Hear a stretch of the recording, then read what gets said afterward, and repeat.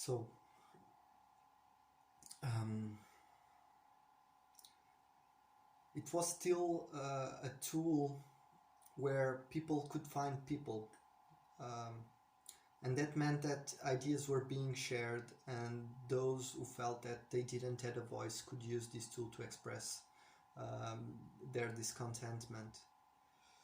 This was exactly what happened during the spring of 2010, when through all the Arab world, people started to show discontentment with the rulers of some countries. This was called the Arab Spring, and it proved that social networking could be used to improve the situation of oppressed people.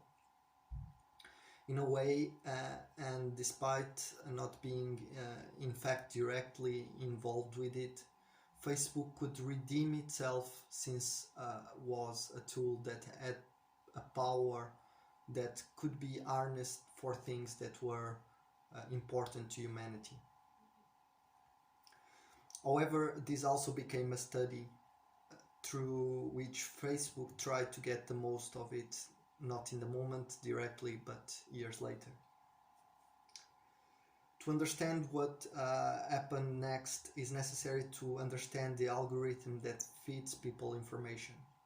This piece of code was written to deliver to people those things that were shown to be of more interest, not only individually but also in general. This by itself hardly can be harmful, and in fact makes sense, since it's an individual interest that makes people know and learn more about themselves and their surroundings. And even though it might create some cases of addiction if those interests are not measured and assessed. However, Facebook was already using it to direct advertisements to people, which was irresponsible, but nonetheless part of his job. And despite of it, it was still getting data from what people were posting. This data was now being filtered through a system of metric evaluators that would build a profile of each individual, so it was easier to fit everyone in specific types. This fundamentally breaks any law of privacy, but even worse, categorizes people in order to sell them anything they please without their complete knowledge. And then two of the biggest earthquakes in political and technological history happened: Brexit and the US election of 2016. Both proved to be financially bought by implementing the use of Facebook algorithm and other social networks, and directly polarizing information to all people, and direct this information to all people, and specifically those that were undecided. This fundamentally reshaped Facebook public perception, and it is possible that it had created a shadow that it might not get away easily. However, there is still a lot of inaction and complacency towards what are the restrictions of this corporation in handling people's information. And this means that even though the scope is small of what information they are dealing, it should be brought as a concern in the repercussion or already brought by the unchecked power that this company upholds.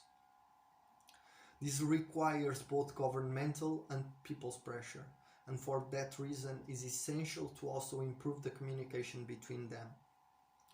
However, the possibility of understanding that a foolproof cooperation would both benefit greatly financially, and most importantly, would fundamentally increase the human value of that same country.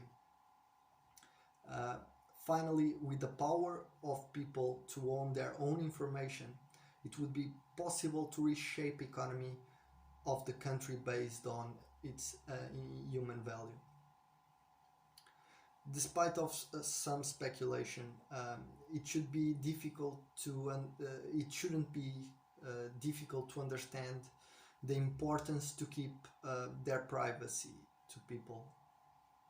How that privacy should be shielded in order to people to explore and reshape their own information, and how the accumulative number of just sheer information is in itself valuable to shape an economy that puts first the human value over financial profits.